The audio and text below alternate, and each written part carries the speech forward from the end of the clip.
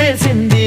పొద్దు పొద్దున్నే హెల్లో అంటుంది, పొద్దు పోతే చాలు కళ్ళొకొస్తుంది. పొద్దుస్తమానం పోయినంత దూరం గుర్తొస్తుంది.